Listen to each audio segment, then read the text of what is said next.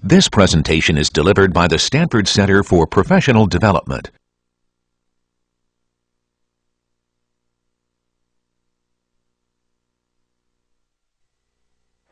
Alrighty, welcome back to CS 106A.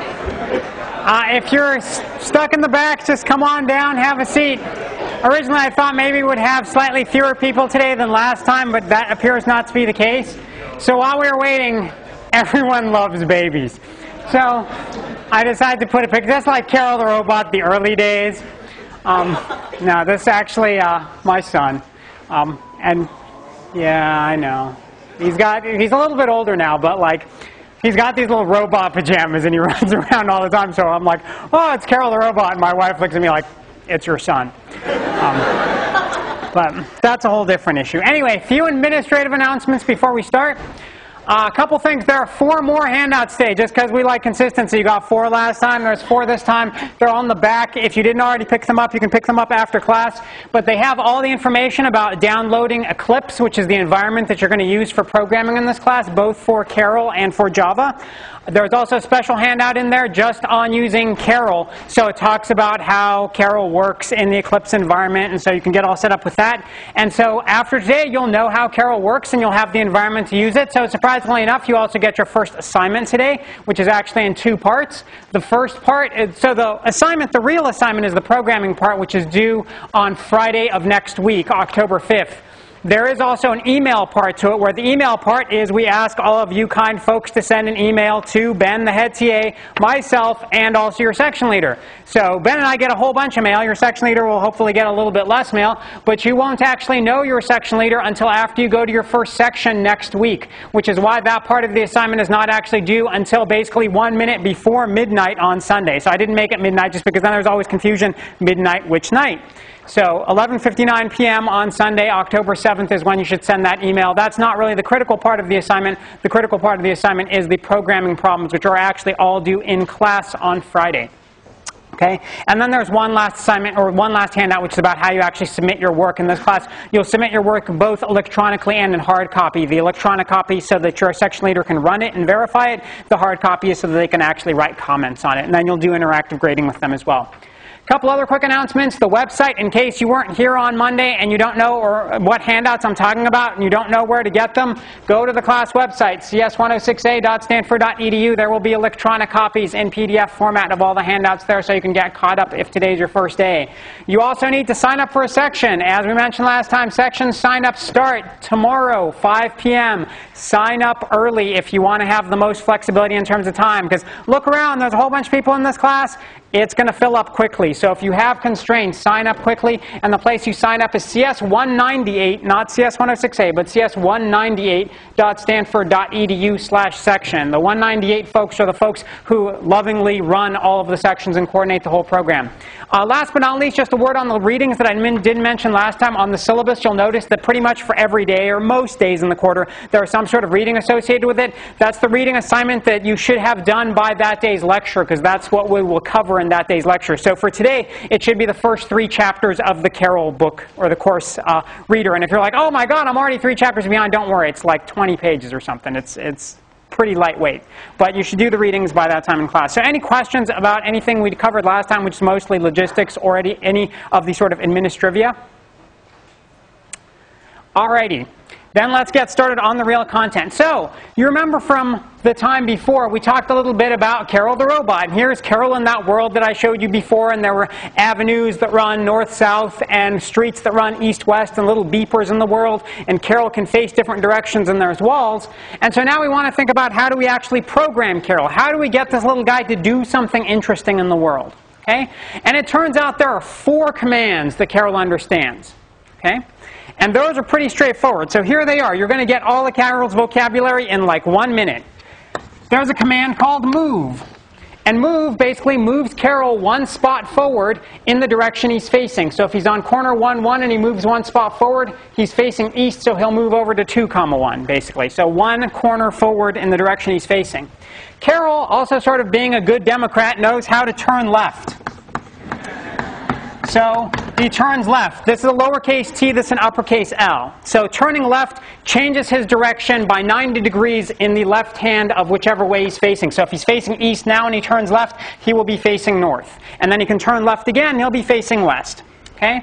Now also, question? There is no space here. These are all one word. Good question. And I love it when you make it easy. All right. So besides turning left, there's also beepers in Carol's world, and if he couldn't do anything with beepers, they wouldn't be interesting, so he can pick up beepers, which interestingly enough is called pick beeper. Again, lowercase p, uppercase B, all one word. And there is put beeper.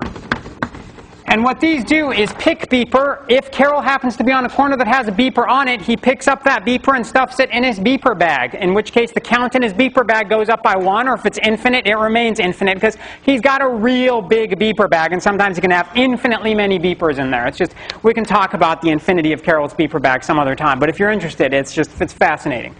He can also put beeper, which means he can go to a corner and be like, hey, I'm just feeling happy. I'm going to put a beeper down, say, on that corner right there. Except he can't throw the beepers, right? Carol's kind of limited. He's got, if you look at him, he's got no arms. He's got legs. No arms, so basically all he can do is he sort of like drops a little beeper where he's at. So this puts it on the corner that he's at. And these things are what we refer to as methods. Okay? Methods are basically some instruction that we can call, okay, or use, like move or turn left or pick beeper or put beeper. And what we say is Carol responds to this method.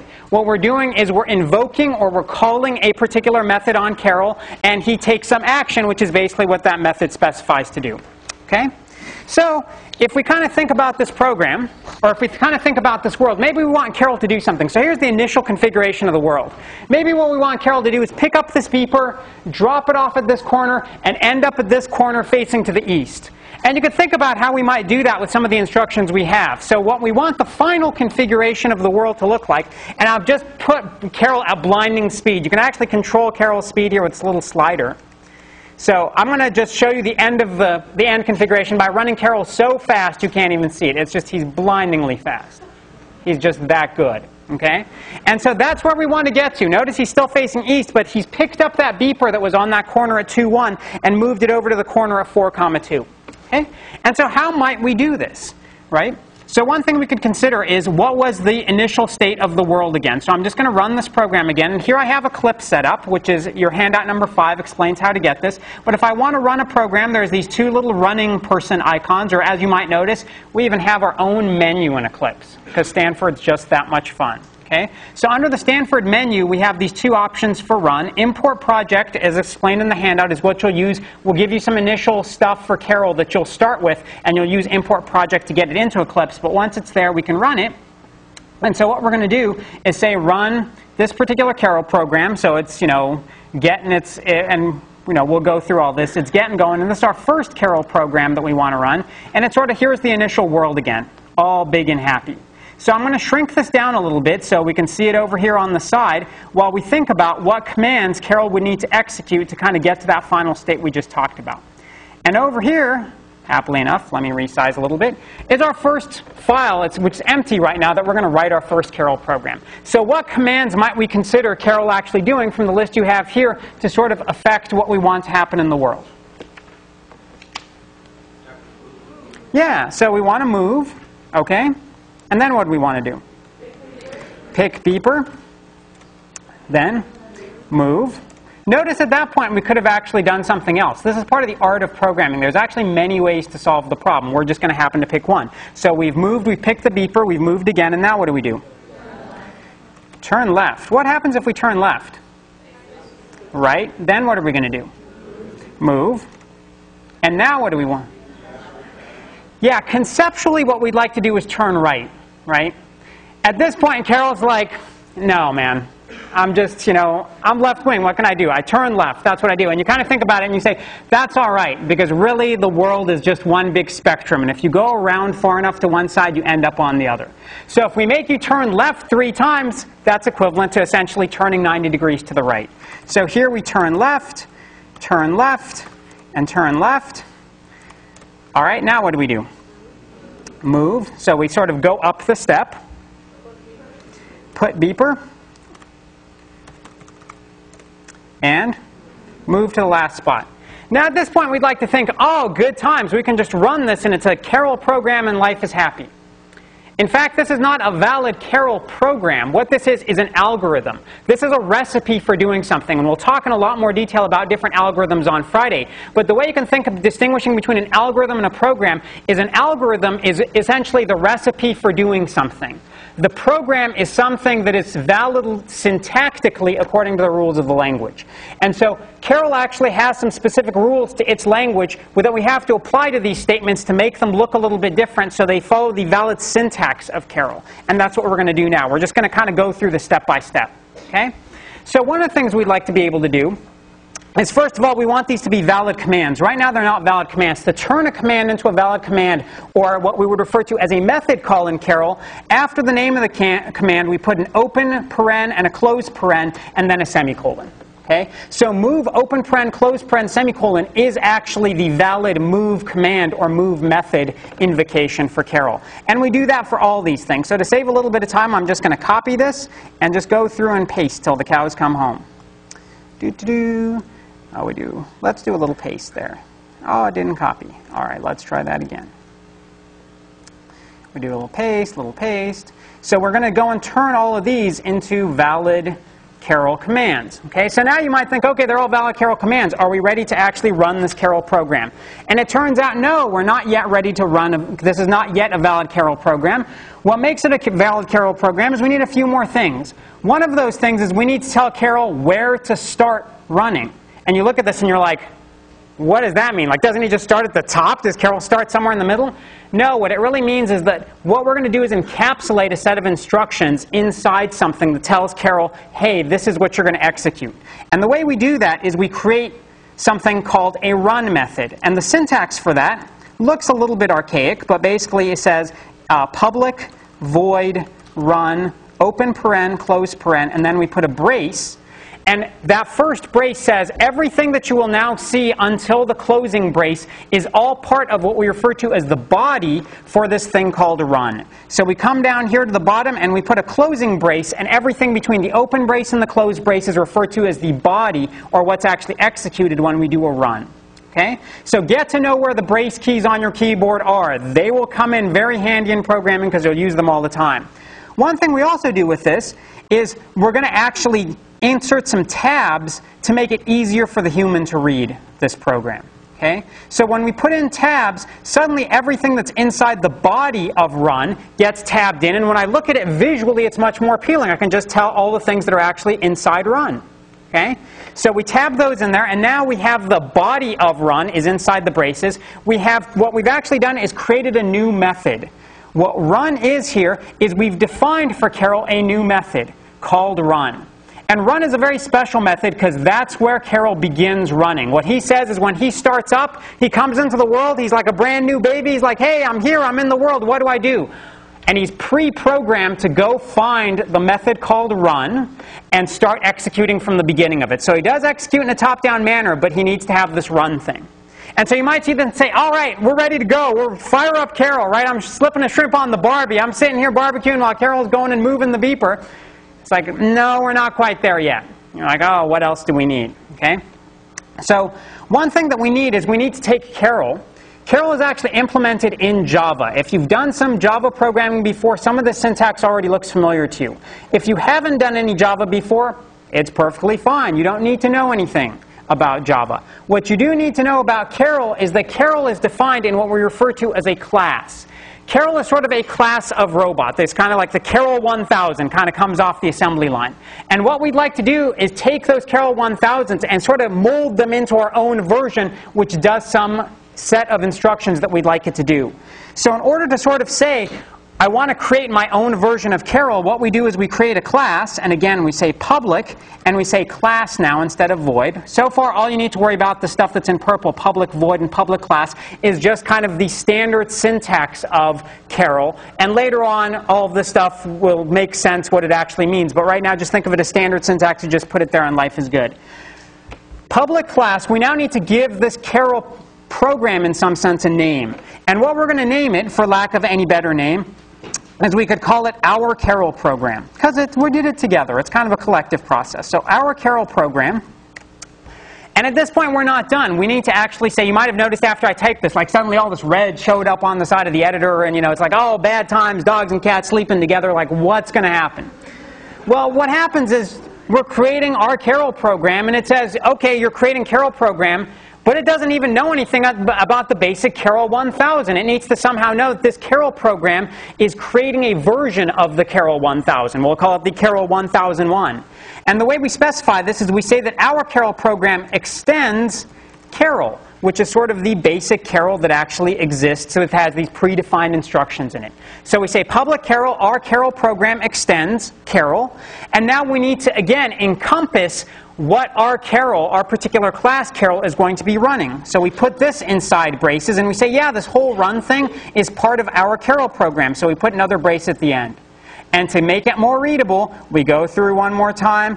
Oop, don't want to put a tab there. And tab everything so that it's nicely readable by a person. Okay? So all this stuff now gets tabbed over one more spot.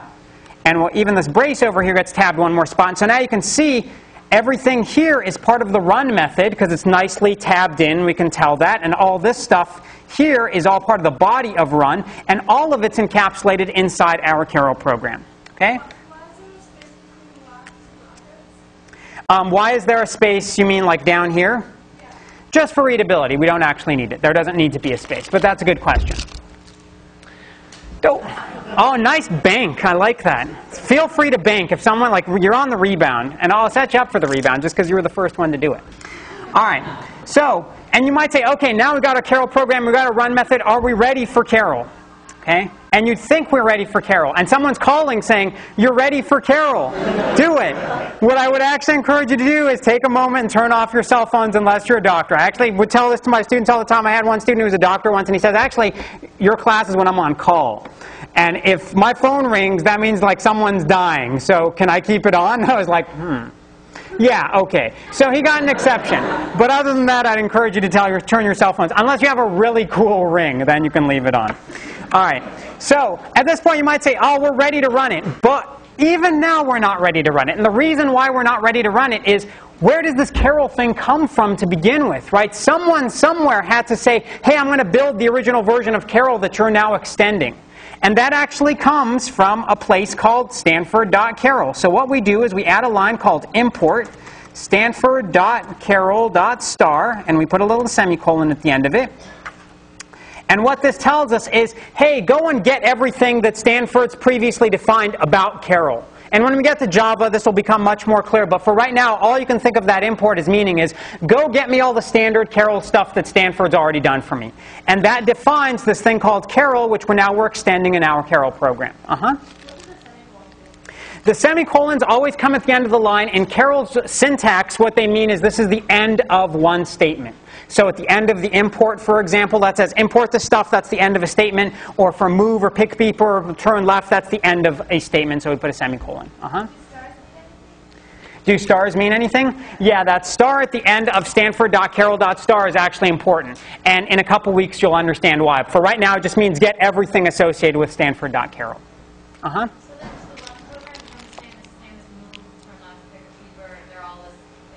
It's all part of run. So when Carol starts up, and you'll see that in just a second, we go to run and we just start executing the statements from run. So let's actually run this and see what happens. And I'll take a couple more questions in a second. So we go up to our little run icon here. Actually, before we do that, let me cancel this because we already have a running program over here. So let's quit out of the running program and come here and say run. And sometimes if you actually have happened to write multiple Carol programs and you hit the run, then this guy sort of looks like he's running with smoke all around him, which means he's running really fast. That means run the last program I was running. The guy without smoke around him means run one of the programs that I tell you to run, and it might give you a list if you have multiple programs. Here we're going to pick first Carol program. Okay? So yes, we'll go ahead and save the resource because we forgot to save our file. And here is life, and we'll run it slowly. And so we start the program, and there goes Carol. Woohoo! Congratulations. You are now all computer programmers. Okay? Because you got Carol to do what you wanted to do. And you're like, oh, that's so good. Let's do it again. And so you're like, yeah, let me start the program again. Wah, wah, wah. Thanks for playing. What happened? It tried to execute the same program again, but the world was in a different state, right? Carol was facing that wall, and the first thing we said is, hey, Carol, move. And he's like, okay, he's just like, he's a little happy, scrappy robot. He doesn't know anything about the world. And he just wham, into the wall. Thanks for playing. Dead Carol. All right? No, just Carol's blocked. Okay? And you get this little bug on top of Carol. It's like, Alfred Hitchcock, the birds. He's just being like harangued by this little bug. But what that means is Carol tried to do something in the world that the world would not allow him to do. And this is what happens if you try to walk through a wall or try to pick up a beeper from a corner where it doesn't exist, or you try to put down a beeper and your beeper bag happens to be empty. That's the kind of error you'll get. So if you want to start this program again, you need to load world, and we happen to have first Carol program. You need to reload your world, and then you can start it again from that point. Okay? So any questions about our first Carol program? Uh-huh. Yeah, he's moving basically from one grid point to the next grid point. So he just moves one step at a time. Uh-huh.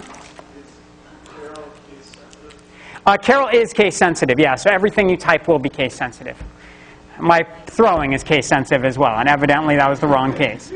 All right, so something else we'd like to be able to do with Carol, and a few people already pointed out, is, hey, we created this thing called run. That's kind of cool. Can I create other stuff?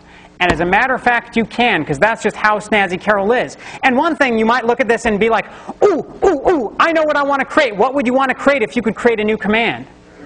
Turn right, right? That's a social, right? Everyone wants to turn right. All right? Except the person who actually said turn right.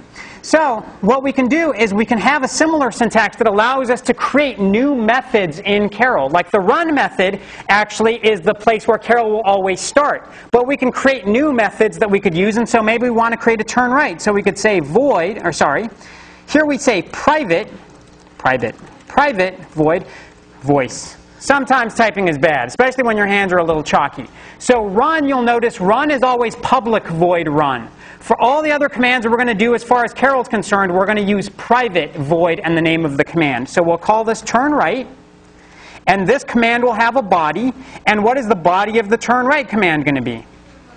Turn left 3 times. So I'm just going to copy from here and paste into, ooh, and the indenting even works out right, rock on, right? And what I've now done, I'll go ahead and save this, is I've created a new command for Carol called turn right. So anywhere else in my program, I can now say turn right. Like here, these 3 turn lefts, I can replace them. Let me just get rid of them. And I'll replace them with a turn right. And I'll appropriately indent that. And what that means is, as you're executing the program, you move, you pick beeper, you move, you turn left, you move. When you get to turn right, it says, let me pause where I saw that turn right. I will go to the turn right method body and run all the instructions that are in that body, and then I will return back to where I left off. So this program is exactly equivalent to the program we wrote before, now in terms of something called turn right. And just to prove that to you, we'll go ahead and run. And there it is. Carol does the equivalent of turn right, and life is good. Okay, so we've created a new command called turn right. Question? Is the location of the private void? The location's not important. You can put it anywhere. I like to put it at the end because that's the convention in the book, but you can put it anywhere. Uh-huh. Why is run always public? Because that's where things start. And for Carol to know where it is, like private's all the stuff you're sort of like, yeah, I'm keeping it to myself. But Carol needs, he's like looking around. He's like, where do I run? What do I run? And so you got to say, oh, it's public. It's available to the whole world. And in a couple weeks, when we get into Java, you'll see public and private rear their ugly heads again, and it'll all be clear. Uh-huh. Pardon? If you made that as public void instead of private void, It would still run. It would be fine. It's just good programming style. So see, there's all these things that we kind of will eventually get to, but we got to start somewhere. So we sort of start right in the middle, and we're going to build up from there, and eventually we'll go back and fill in some of the pieces underneath. Uh-huh. Run is where it has to be called run. That's where Carol always knows where to start. But everything else could be something else. Like instead of turn right, I don't know what's the French word for turn right, or the French 2 words for turn right. Anyone speak French? Exactly. We could have called it that if we wanted to, and then rather than turn right, we would use that, and it would be fine. So all the other things besides run, we can name them whatever we want as long as we're consistent throughout. All right?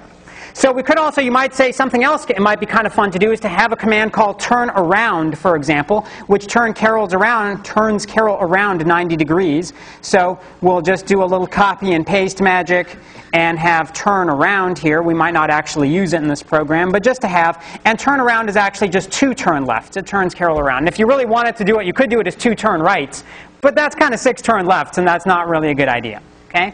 So because turn right and turn around are so common, such common things to do, we actually have a souped-up version of Carol. It's sort of like Carol with the training wheels taken off. And he's bad and he's buff, and he knows everything Carol knows, all 4 methods, plus 2 more, which is turn right and turn around built in.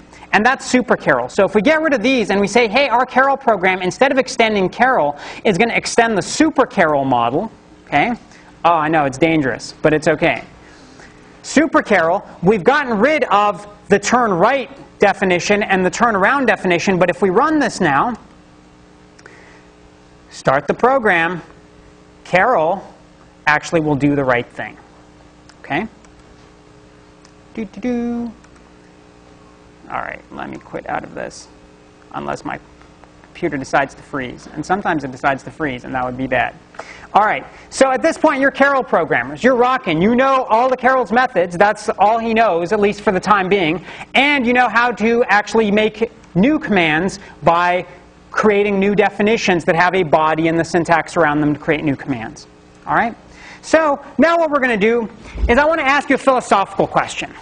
I know, I guess you're like, this is a computer science class. Why do we have to do philosophy in here? Because it's good for you. And the philosophical question is, what is the downfall of the modern college student? Anyone know? You're like, what does that mean? Like, you're like, man, I haven't fallen down yet. That's good. Hopefully it won't be that way. But there is something, probably in your everyday life, that's just sitting there niggling. Procrastination that's related to that. What do you do to procrastinate in the morning? Sleep. Sorry. Yeah, and how do you prolong that? Snooze.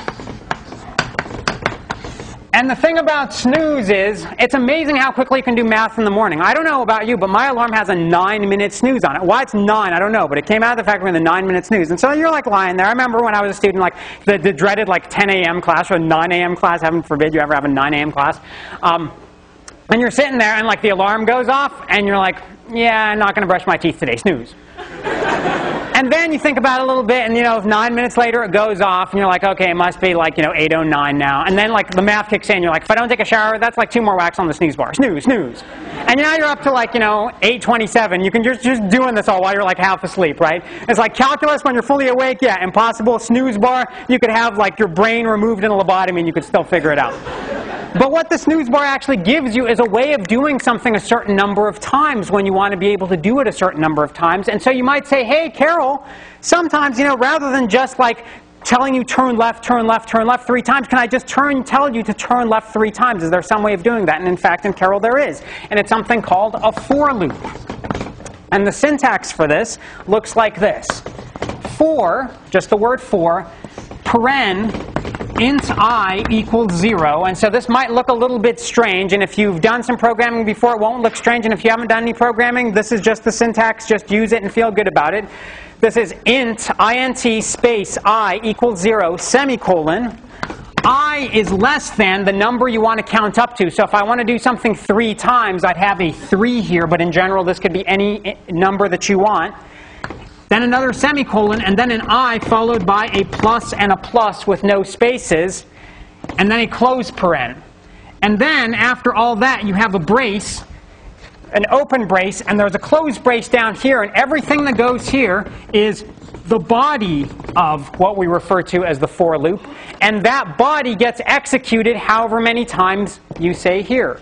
It can be 1 instruction, it can be more than 1 instruction. So turn left could actually be defined or turn right could be defined as for I equals 0, I less than 3, I plus plus, turn left. And what this will do is it will execute this 3 times. I could have multiple instructions in here if I wanted to, and it would execute that whole set sequentially 3 times.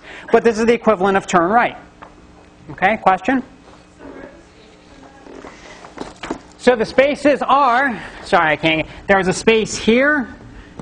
Well, you don't actually need a space there, but there's kind of no spaces in here. So you need to have this space for sure. The rest of these spaces are basically optional, but we like to kind of space them out for it to make sense. You definitely should not have any spaces in the I++. There's no spaces in there. Is all this syntax in the course reader? It's all in the course reader, yeah. So yeah, so you don't need to worry about, if you want to take notes, that's great, but it's all kind of in the course reader if you want to follow along. So you can do something any number of times that you want, right? And it'll just count up. So this could be like, if you wanted to, you could say, hey, turn left 6 times, and that's still the equivalent of turn right. Or you can do the equivalent of snooze, which is that, right? So basically, what does snooze do? Nothing. You just sit there and you spin around a few times, and you're kind of like in the same spot, facing the same direction when you were done, okay? But anytime you want to do something some number of times, you can actually do it using this for construct. And this is the way you should remember. You're always just going to use this syntax in Carol, and the only thing that's going to change is this number of times that you want to do something. All right? So besides that, there's also sometimes, though, where you don't know how many times beforehand you want to do something. And you might say, that's kind of weird. When would I not know how many times I want to do something? Well, let's say I'm Carol, and I'm standing here, and there's a wall over there. And I know there's a wall somewhere over there because my world is finite. It has to end at some point. But no one told me how many steps it is to that wall. So if I say, hey, I'm going to take 10 steps to that wall using a for loop, 1, 2, 3, 4, 5, 6, and then like, dead Carol, right? And that's a bad time. So sometimes we just don't know when the program starts. And what we want to say is, do something while some condition is true. Like, keep going forward as long as there's no wall in front of you. And when there's a wall in front of you, stop going forward. All right? So the way we do that is something called a while loop. So at this point, hopefully, you're intimately familiar with all of Carol's instructions. And the way the while loop works, while, because that's what you want to do something. You want to do something while there's some condition that's true, is the syntax looks like this. While, and then a paren. And inside here, we're going to have some condition. Okay, so I'm going to put a squiggly line under it. Say you don't put the word condition. We're going to put a condition in there in just a second. A close paren, and then we're going to have some body inside braces. Open brace, close brace. Now, where do these conditions come from? So one thing we could think about is the notion of moving until we get to a wall. And so Carol, it turns out, has some things that he can sense about his world, which are conditions you can check to see if there's something going on in his world. One of the things you can check is front is clear. And that's an open paren and a closed paren. And so there's another closed paren here. So there's actually 2 parens. Lowercase f, capital I, capital C, all one word. And so what that asks Carol to do is say, where you're standing right now, is your front clear? Which means, is there a wall right in front of the direction you're facing? If your front is clear, so while your front is clear, what it does is basically checks. If the front is clear and that's true, then it executes the body of the while loop. So we could say, for example, move here. And so what it's going to do is, while my front is clear, I move, and it's still clear, and it's still clear, and I just keep doing this. And at some point, I move along, and my front is no longer clear. At this point, front is clear is no longer true, and so I stop. Okay? And basically, at that point, I stop executing this loop, and I just pick up from right after the close brace. So after I'm done executing a loop, whether it's a for loop or a while loop, I just pick up executing after that close brace. Okay? So I could actually turn this, for example, into a new method, private void walk to wall, or we'll call it move to wall, like that. And now any time I want to basically tell Carol, just keep moving forward till you hit a wall, I just essentially invoke or call the move to wall method, and it will just get me up until I get to a wall. Now you might wonder, hey, where are all these conditions and what are all the conditions? So if we can get the overhead for just a second, I'll show you. Page 18 of your reader. So on page 18, there's the lovely table 1. Lovely table 1. And these are all the conditions you can check in Carol. There's front is clear, left is clear, right is clear, so you can sort of check to your left and right. There's no behind is clear. Important for babies, not for Carol. There's beepers present, which means, is there a beeper, at least one on the corner that you're at? Are there beepers in your bag? Is your bag not empty? Are you facing north, east, south, or west? So you can check all those conditions. You can also check the opposite of all the conditions, like front is blocked. So you can actually check, like while your front is blocked, you might want to turn left because you want to keep turning until eventually your front gets cleared up, and then maybe you go do something else. Or your left is blocked, or your right is blocked. So these are all, I'm not going to go through them all, but they're all sort of obvious. They sort of give you the obvious information that you would expect about Carol's world, and they're all in your course reader on page 18. All right? So given that you have these conditions that you can check, Sometimes you want to do something while some condition is true, and as soon as this condition is no longer true, you stop executing. There's also sometimes that rather than doing something over and over, you just want to say, let me check some condition, and if it's true, then do this one thing. So I'm not going to do it as a loop, but I'm just going to do one thing. Okay? And that's something called an if statement. And the way an if statement works is it's if, space, open paren, some condition, again, I'll put this condition in squigglies, open brace, close brace, and this is the body. And it says, if some condition is true, then do what's in the braces. And if it's not true, just completely skip over this and keep executing from right after the braces. Okay? So you might want to say, hey, I only want to pick up a beeper if I know a beeper exists in the world. So I sort of want to have a notion of having a safe pickup of a beeper. So I could say if beepers present, which means there is a beeper, at least one on the corner that I'm at, then it's safe to pick a beeper. Because if I didn't necessarily check before, and I didn't know there was a beeper there for sure, I might try to pick up a beeper on some corner and there isn't a beeper and Carol blows up and life is, unhappy and tears well in your eye and the whole deal. All right? So, if statement. That's just what we refer to it as kind of as an if statement. It's all lowercase. Now, sometimes what happens in life is you don't want to just say if something is true, then essentially what you want to do is this. You want to say if that thing is false, then I want to do something different. Okay? So you might want to say, hey, if there was a beeper present, I'm going to pick it up. But if there isn't one there, oh, Carol feels a little sad, and he's going to put a beeper down to plant a new tree because he wants to fight global warming. So, else, and then we're going to have another body here, put beeper, assuming that Carol has beepers in his bag. So what this says is if there's a beeper present, then pick it up. If there is not a beeper present, it doesn't try to pick a beeper. It skips this part and does the part that's referred to by the else, so it will put a beeper. So it will only execute one of these bodies, and which body it does depends on whether or not there are beepers present. If it's true, it's this one. If it's false, it's that one. Okay? Question? These are spaces here, so these are required to be spaces. And the syntax is also on the book, too, so you can see where the spaces are there as well.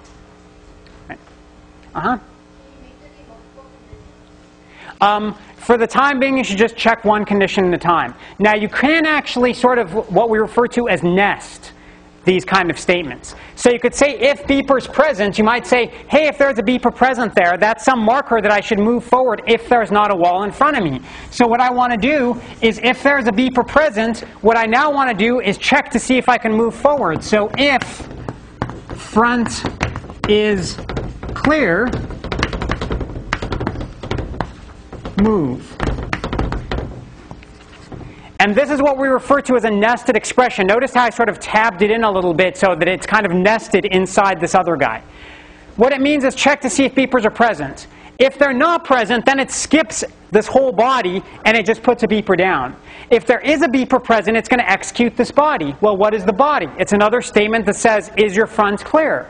If your front is clear, you say, hey, I was on a beeper and my front is clear, and now I'll take a step forward. But if there was a beeper present and my front was clear, or was not clear, I'm not going to take a step forward, in which case it doesn't do the if part, it finishes up, and there's nothing else for it to do here, so it's done with this whole part, and it's done with the whole if-else statement. Okay? Any questions about that? What's actually going on there, right? If beepers are present, you know you're only going to execute this part. This part is now a goner, because that's the else part, and beepers present was true. So to do this part, you come in here and you say, is front clear? No, front's not clear. I have some wall in front of me. Oh, okay, well, I'm not going to do the move. Is there an else over here? No. This else is not attached here. This else is attached to this if. It says, oh, there's no else. Okay, there's nothing else I should do. Are there any other statements over here that I should execute? No, I'm done with the whole body for this part, so it's done with the entire statement, and it continues executing from down there. Okay? So any questions about that? Uh-huh. So is it every brace always kind of pairs? Every brace comes in pairs. You always have an open brace, and there's going to be some closed brace that's going to define the body. Oh, that was the double. All right. So what we're going to do is we're going to put this all together in a big program. Okay, so we're going to use all these things in a big program, and this program, I'll show you, is basically Carol's going to run a little steeplechase, or basically sort of like running hurdles. Okay? So we're going to open up another program. Don't worry about all the details right now. I'm just going to run this so you can show you what it looks like. So you can see what the world looks like and what we want Carol to do. So we're running, steeplechase. So what Carol's going to do here is there's a world that is always 9 avenues long, and he knows that. It's always 9 avenues long, which means there are at most 8 steeples in the world, or 8 hurdles. The reason why we call them steeples as opposed to hurdles is because some of them are big. Some of them are just ginormous. And so what Carol needs to do is he needs to start here and end up over here and run around every hurdle he encounters.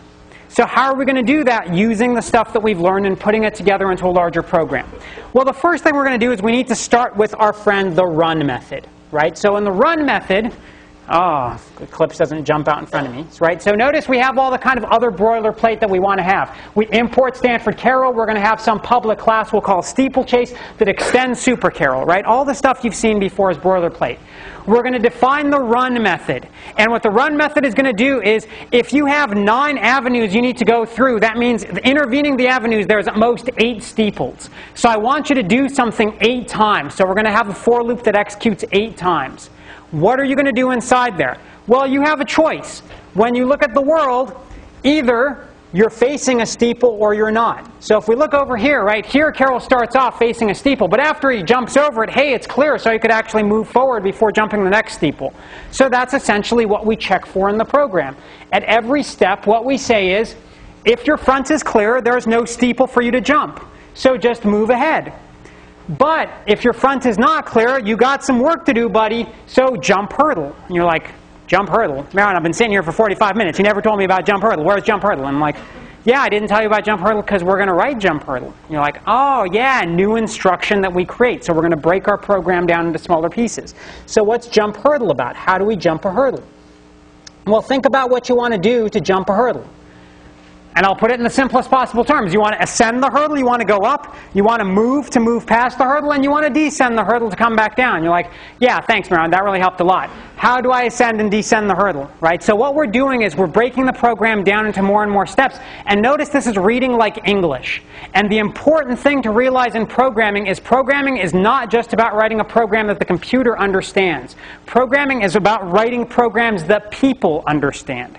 I can't stress that enough. That's huge. That's what programming style is all about. It's what good software engineering is all about. Writing a program that just works, that someone else can't read and understand, is actually really terrible software engineering. And I've seen software companies do this where some hotshot programmer comes along and they're like, oh, I'm a great programmer. And they go and write some program to do something and it works the first time and then it breaks. And then they come along and they say, hey, we need to actually get that program to do something slightly different, or we need to upgrade it. And it's written in terms of the code so badly that they can't do anything with it, and they throw it out completely, fire the programmer, and get a team of good software engineers to actually do it. I've actually seen that happen multiple times. Okay? So write programs for people to read, not just for computers to read. Both of them need to be able to read it, but it's far more important that a person reads it and understands it, and that the computer still executes it correctly. But that's the first major software engineering principle to think about. So how do we ascend and descend the hurdle? Right? Move we know about. Well, how do we ascend the hurdle? If you think about ascending the hurdle, right, what that means is you're basically facing a wall, some wall that goes up some amount that you don't know. Well, how am I going to get up that wall? I'm going to turn left, so now I'm looking up the wall. And guess what? If I put my right hand out against that wall and keep moving up along the wall, I can eventually get to a point where I've gotten to the top of that wall. So I turn left to face north. While my right is blocked, which is why that wall is there, I keep moving all the way up until my right is no longer blocked. That means I've ascended all the way up the hurdle. At this point, I'm still facing north. This guy's expecting me to face east so I can move over the hurdle, right? If I'm facing north, I'm just going to step one more up. So I turn right at the end to now be way above the hurdle and be facing an open place where I can actually do that move. So now I do the move, I'm on the other side of the hurdle, I need to descend the hurdle. Well, how do I descend the hurdle? This is where our friend move to wall that we just wrote comes in handy. So I'll show you both these at the same time. If I want to descend, I'm at the top of the hurdle, I turn right, so I'm looking south now, I'm looking down, and I just move all the way down to the wall. It hits the floor. And this is move to wall that we just wrote, right? While front is clear, just move. I move all the way down. And so when I move to wall and I get to the wall, I'm facing south, I want to turn left one last time, so I'm facing forward to go again. Okay? So any questions about that? let me run Carol so we can see if he's feeling up to the challenge. So here he is. We'll start the program. There he goes. Notice what he's doing. He goes over every hurdle. If his front is blocked, he goes up and over. Here's one where you can see it. He goes all the way up until his right is clear. Then he moves and he comes all the way down until he hits the wall. And he keeps doing this. And if he does this 8 times, he always ends up at the end because we know it's guaranteed to be 9 avenues long. Yeah, good eye. So you might say, hey, before when Carol turned right, he was making 3 left turns. What's going on now? It's Super Carol, baby. We're loving it. Super Carol not only knows that 3 turn left is turn right, but he's like, hey, forget turn left, man. I'm just turning right. So he knows, or she knows, or it knows, or whatever. That amorphous form in the sky knows.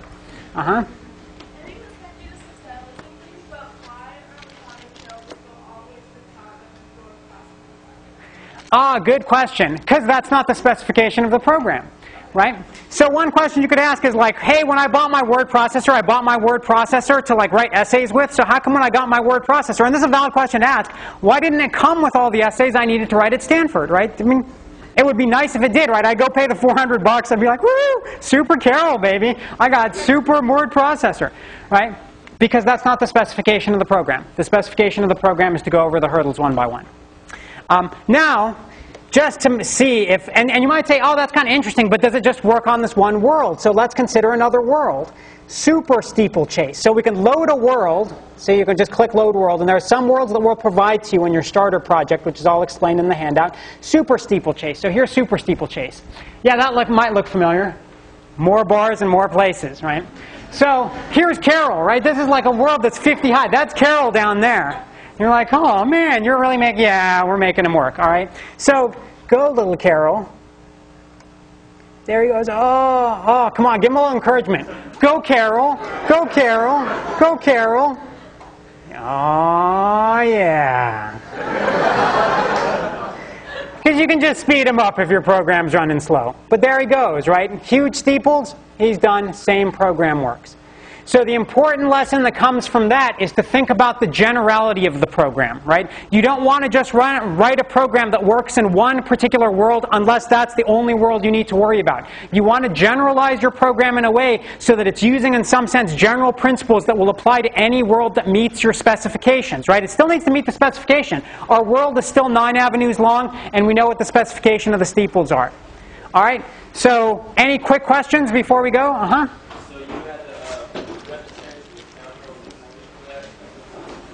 No, because it's still just 9 avenues. The for loop counter stays the same, right? It's that while loop that's actually going up and down the hurdles because it doesn't know how big the hurdles are. Any other questions?